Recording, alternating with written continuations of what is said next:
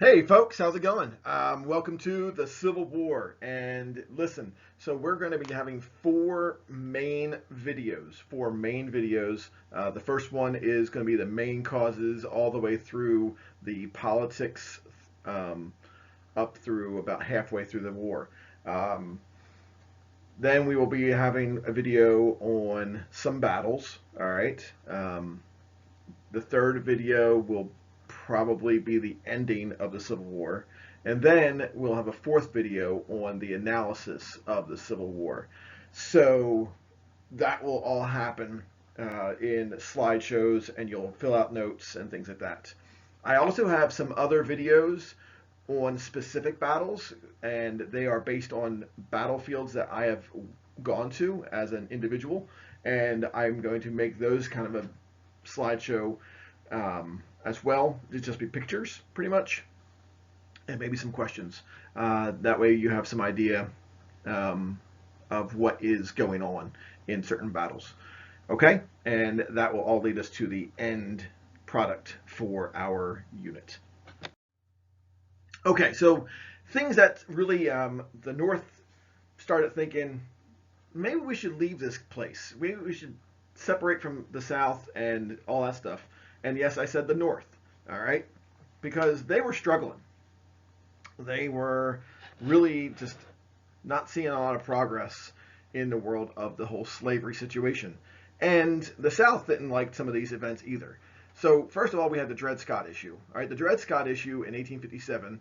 You've studied, all right, and I shouldn't have to go over this a lot, but basically the idea that one's a slave, always a slave, and that all the new land out west would truly just be up for grabs, whether or not you wanted to have slaves or not. So this really kind of ticked off the North, and they saw this as an opinion, not as something that they needed to follow.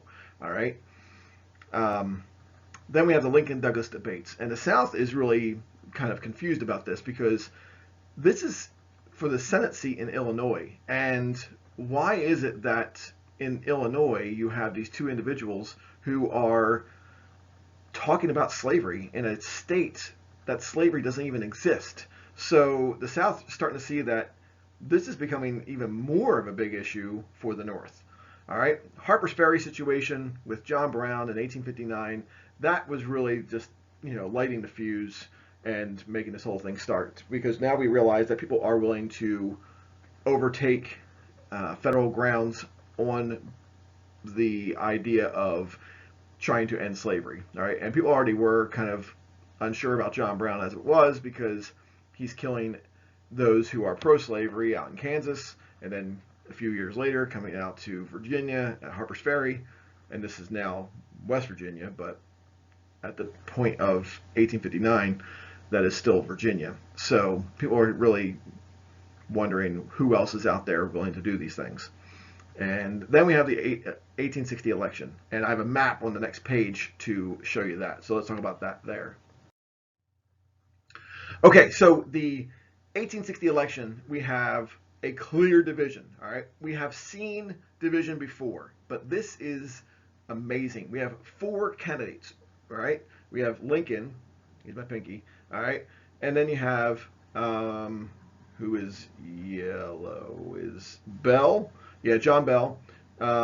Green is Breckinridge, and the light blue is the teal, whatever you want to call that, is Stephen Douglas. And you have these four individuals who are running for president, and the activity I asked you to do before was revolved around 1860 election electoral college.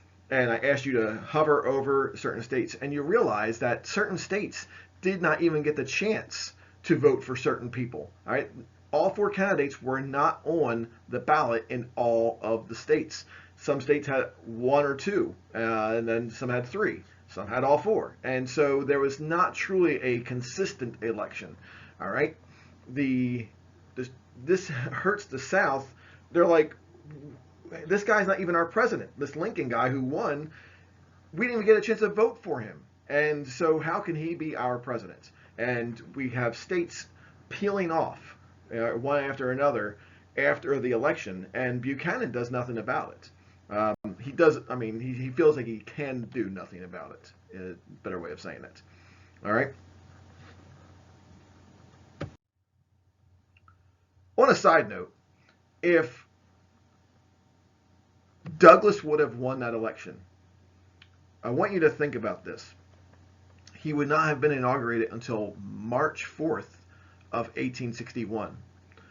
And at the age of 48, he dies 3 months after the inauguration. Can you imagine if the Civil War would have started and Douglas was the person who was elected to be president and inaugurated? He would have only served for 3 months at the beginning of the Civil War. And that's not a good situation. So in hindsight, Lincoln probably was the better choice simply because his time didn't run out until post-Civil War, and that was by the hands of John Wilkes Booth. So with Stephen Douglas, I think he died of typhoid or something like that, and at the age of 48. So it was amazing to think about those things. All right, so the big idea is what caused the Civil War?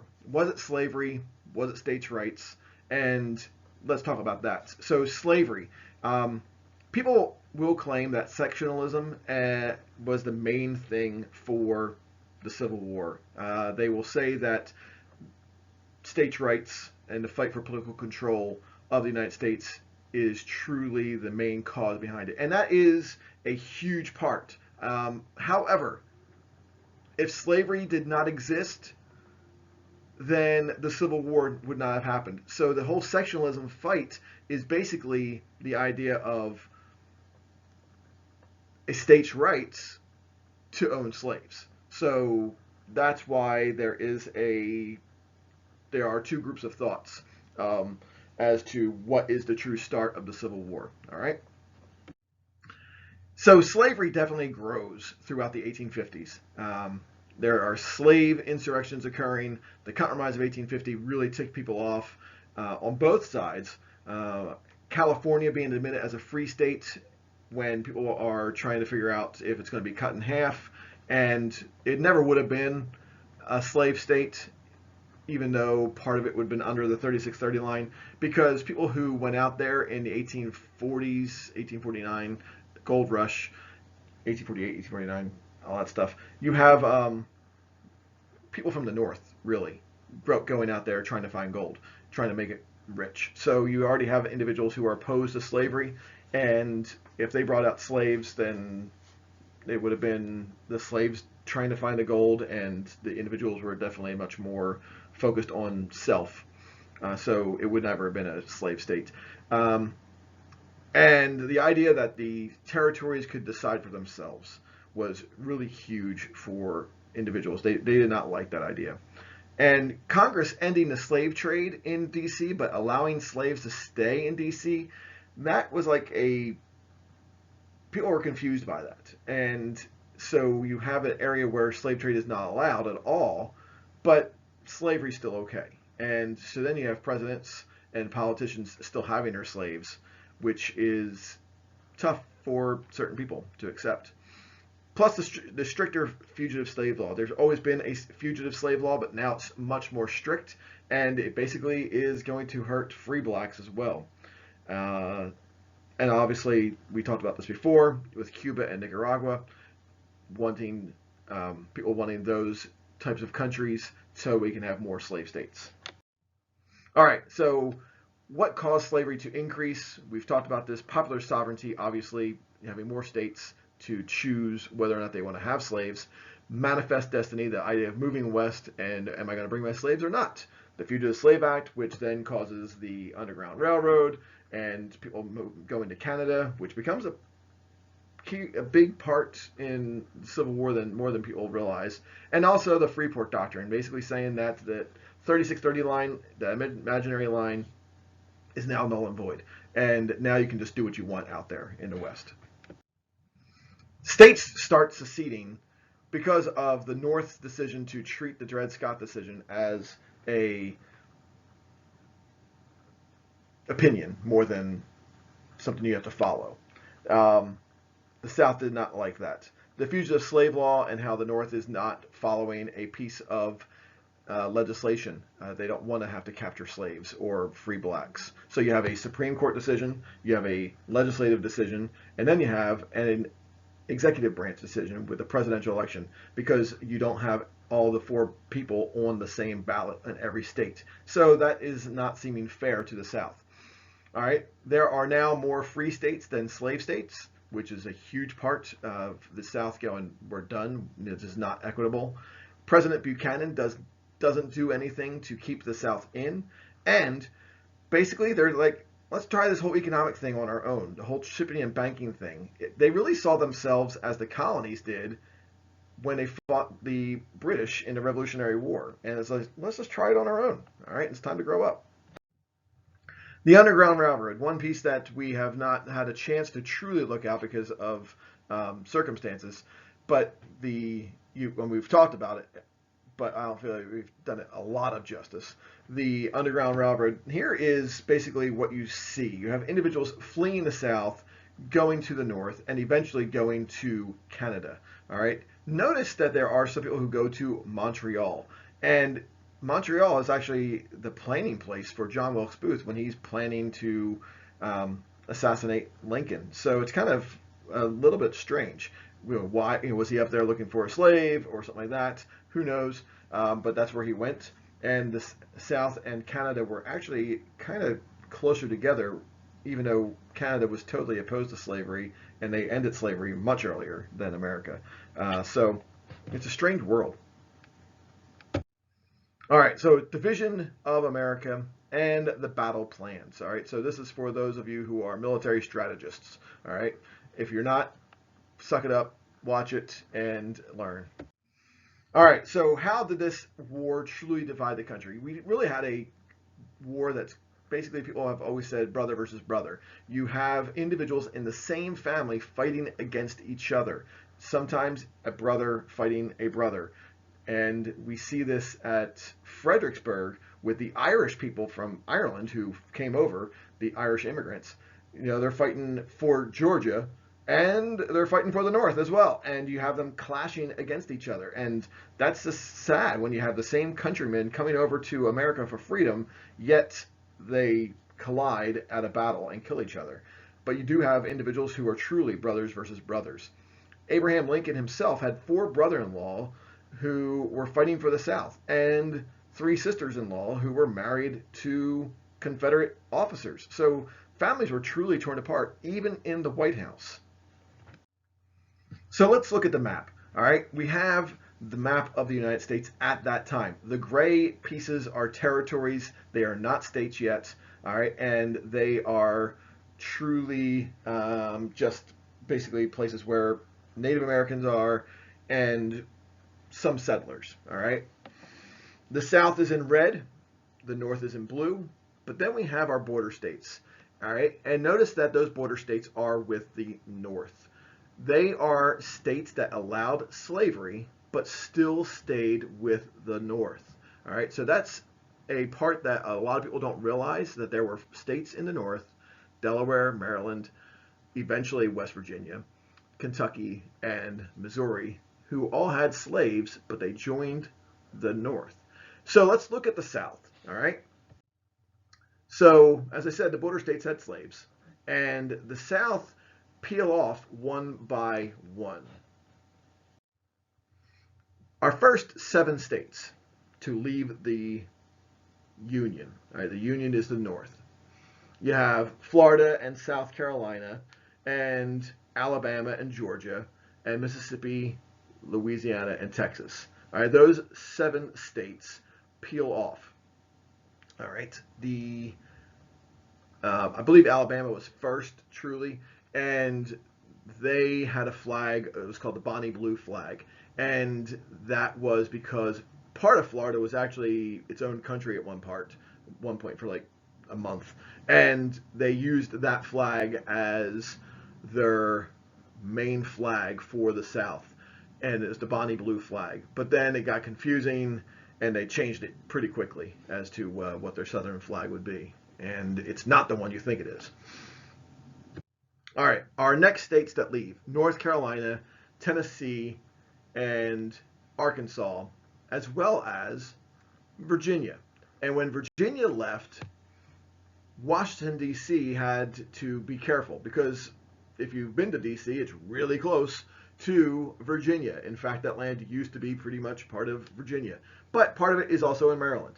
And so it is the North has to decide if Maryland goes, D.C. is stuck in the South, and that would not be a good situation. So the election of secession, it may have been a little bit hokey when they were trying to figure out if Maryland was going to stay or go, because people in Maryland really pretty much wanted to go with the South, but it seems like individuals were arrested and put in jail so they couldn't vote, which would have changed the outcome. This is the flag of the South. This is the official flag of the South. So if you look at the stars, there are 13 stars. And if you count the number of states that left, there's only 11 states. So it gets kind of confusing. All right, and here's the reason why. Kentucky and Missouri, you had individuals who were for the South in those states. And those individuals wanted to join the South. So because you had two states that had individuals that wanted to join the South pretty much said, well, they're pretty much our states anyway. So Missouri and Kentucky were definitely divided, but they stayed with the North. That was their final vote. And even though you had individuals saying they wanted to be, they truly weren't. But the South included them as well. You do have the Indian Territory and the New Mexico Territory, which is pretty much in the South. So you could count those stars as maybe their territories, but they're not. It's really for Kentucky and Missouri. This is not the Confederate flag, all right? I found this online, and this is a battle flag, all right? This is a popular flag, but it is not the Confederate flag. This is a battle flag for Virginia, and it has now become, a much more divisive piece of, history because of the symbolism it causes with the whole idea of racism that we can talk about in another class, social justice. All right, so what states truly secede? All right, so you have South Carolina and Alabama. All right, that's it. South Carolina is first. I apologize for saying the Alabama area earlier. Alabama is second. Mississippi, Florida, and then Georgia is the fifth state. Oddly enough, they are the fifth state to sign the Constitution back in 1788, which is kind of strange that they're the fifth to secede from it too. So, little fun fact. Louisiana, Texas, Virginia, Arkansas, North Carolina, and then Tennessee is the 11th state. So then the questions are Kentucky, Missouri, we've talked about that, the Indian Territory, that's IT, Arizona Territory, and then you have West Virginia. West Virginia is part of Virginia, and then in 1863 they break off and join the North, and they become their own state, a border state that allows slaves that joins the North. All right, South has two capitals. At first, it is Montgomery, Alabama, and that is the Confederate White House up top in Alabama. And then the second and last one is in Richmond, Virginia, and that is the Confederate White House in Richmond, Virginia. It's still there, and that is the building that they basically did all their planning. So why the move? Why go from Alabama to Virginia? It is closer to D.C., all right? They needed to be closer to all the railroad hubs, and there's not a lot of railroads in the South at this time, and they are basically trying to protect themselves, all right? And that is where most of the fighting would be. It's pretty much predetermined. So let's look at the population and the soldiers. If you notice, the North is teeming with people at this point. They have about 22 million compared to about 8 million in the South. And then you look at how many soldiers showed up, all right? Close to 3 million show up for the North. About 15 or 1 million, 1.5 million, all right, show up for the South. And you're thinking, wow, the North has double the amount of people. However,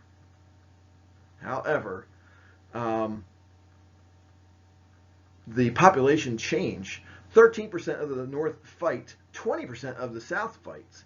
All right, and the South had half the amount of people that the North had, yet it was 3 times smaller. So there's many more people in the South fighting if you look at the comparison, percentage-wise. All right, hopefully that makes sense. All right, let's look at the North and the South and the differences. You do have a larger population in the North. All right, most of the money is in the North. Most of the manufacturing and factories are in the North. The South has almost all of the cotton. And then you have the foodstuffs, mostly in the North, all right, because the South is not growing a lot of wheat and things like that. Horses, most of the horses are in the North, whereas most of the donkeys and the mules, for farming purposes, are in the South. And then you have the railroad. The North has 3/4 of the railroad lines, and the South has basically a quarter of it.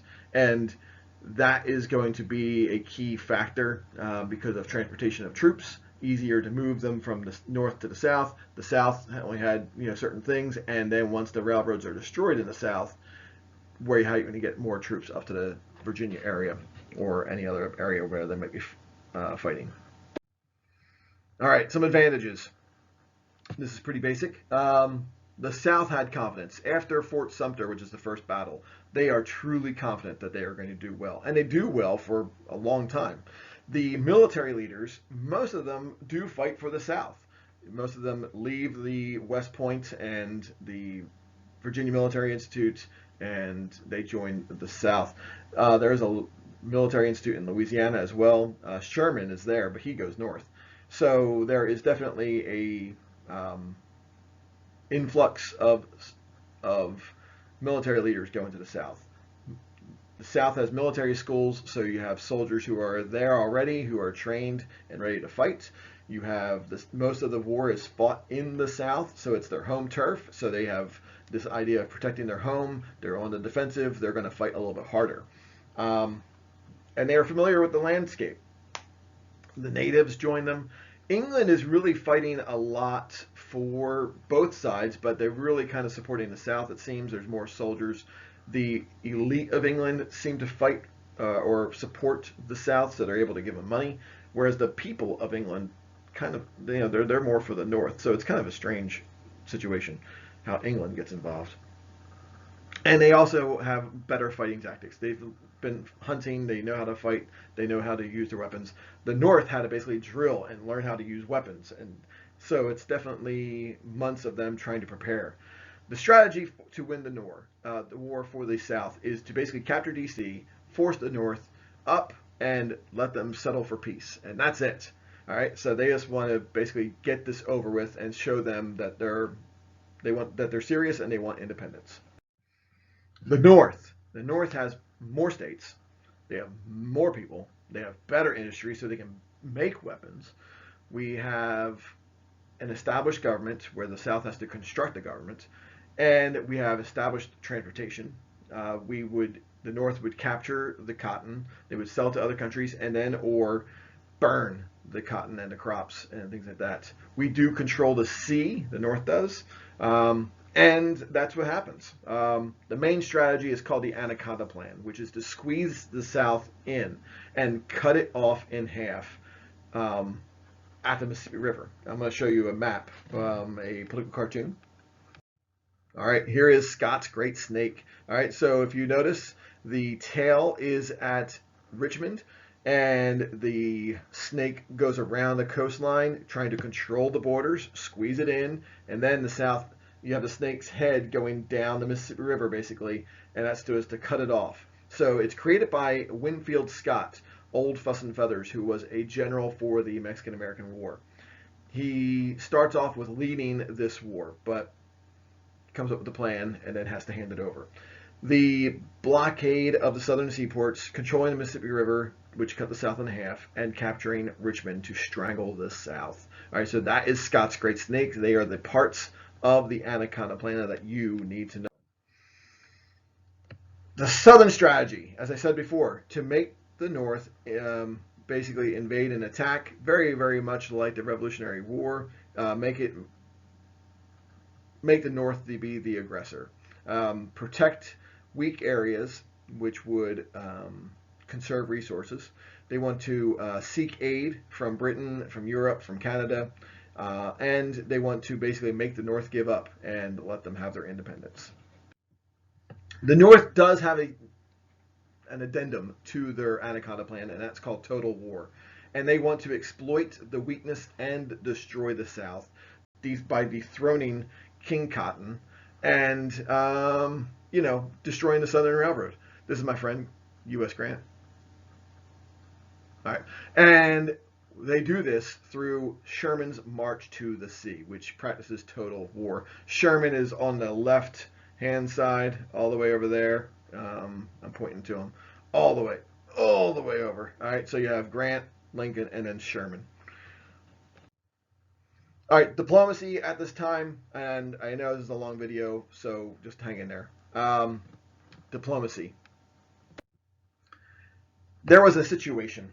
It's called the Trent Affair, and the Union captures a British mail ship, I believe it was, that had Confederate diplomats on it. And they captured diplomats of Britain as well, and the captain. Britain gets furious. They're like, are you kidding me? You're capturing our ship? We're just, talking to the South. All right? And it almost causes a war between the North and Britain. But eventually Lincoln releases the prisoners. It takes like 2 months, November and December of 1861. All right? And so tensions do cool. But England does recognize the Confederacy, not officially, but they do recognize them. And that is huge for the South because now you have a country saying, yes, they are legitimate at their anger. All right. And the British elite, as I said earlier, they do support the South. Everyday people, they kind of support the North. Britain supplies both sides, but they're giving ships to the South. And they're giving both sides some ammunition and things like that, but it's kind of like they're filtering it to the South more, to me. All right, so Canada. This is really kind of strange. Secretary of War Stanton, or Seward, one of the two, I can't remember, sorry. He considers capturing Canada at this time, right before, when this whole war starts coming around. And he believes that this is going to join the North and the South together, that this will be the linchpin, yeah, I think that's what they call it, all right, to basically cause the North and the South to go, you know what, that's a great idea, let's join together and get Canada. All right, Canada is like kind of confused by this whole plan, and they actually start sending spies to help the South out, and they also raid the prison camps up north to release Confederate soldiers. They have some plans to like burn New York City, things like that. So Canada is definitely ticked off by this plan. The U.S. has to send troops to the North to fight against Canadians, and so this is a distraction for that first year. And that's why some of the battles that we really don't talk about, we have some in the 61, but then by 62, that's when we start seeing some more of the battles, because otherwise they're just distracted by Canada. After the war, our 18th president, who happens to be the main general at the end of this war, U.S. Grant, he demands an inordinate amount of money for reparations because of the damages that England and Canada do. And American and British officials actually discuss ceding Canada over to the United States to basically go, yeah, we were wrong. Here's Canada. And so we were really close during Grant's death, but then it's like, nah, that's not going to happen. All right, so during a war, what can a president do? All right, he actually declares war without congressional approval and illegally proclaims the blockade. He proclaims acts as law without congressional consent during the first part of this war. All right, and these are big things that the president's just like, well, I'm just doing them. All right, and it's almost like his executive actions, executive orders are becoming law. And this is just unprecedented, and yet nothing really happens because you don't have the opposite side arguing because they left. All right. So he sends in troops to the border states to prevent rebellion and basically prevent people from voting for the South. He justifies his actions by saying that none of them are really going to be permanent, that by the end of the war, all these things are going to be gone. He does give $2 million to 3 private citizens to promote the war effort and to get more support for the North. He does establish the first draft, which is called conscription, and people are kind of, surprised by this.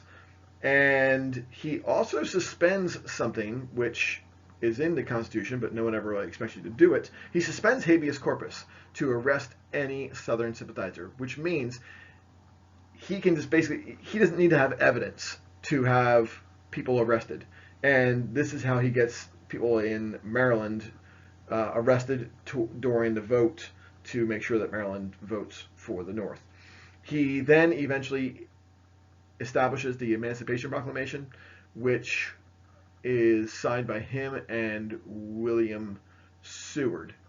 They're the only two to sign it, and we will be looking at it. And when you look at it, you're going to be like, what does this do? All right, so the Emancipation Proclamation is something that he does, and there it is. It's a piece of, not legislation, executive order that basically states that slavery in the South is over, but not slavery in the North. All right, and there's him signing it, him and William Seward, the guy with the beard. All right. So, as I said, he does do the draft.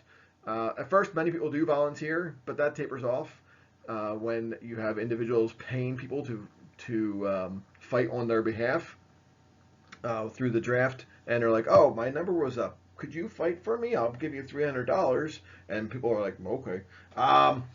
Eventually, in 1863, we do have a riot in New York City because, which is right after the Gettysburg campaign. You do have individuals, basically, they're sick of being drafted or being their number up, so you have individuals who are rioting. And the South also has a draft exemption, but that's if you have 20 or more slaves. So, and most of those people are gentlemen. They probably wouldn't have been fighting anyway. So some do fight and they become generals or officers. But some just stay home. Here is a map of all the draft riots in New York City during a 3 or 4 day period in 1863. So if you want to look at that, you can probably find it online and just type in New York City draft riots and you'll probably find that image and then you can read it a little bit better possibly. All right. And this should be our last slide. This is the New York City draft riots. These are just drawings from newspapers and to let you know how bad it was. Even back then, it was pretty crazy. So, all right, that's the beginning stages and the political strategies all the way up to 1863. Again, we didn't talk about any battles. So this is just information. I know it's long, but it's okay. Well, I think it's okay. All right. Peace out. Have fun.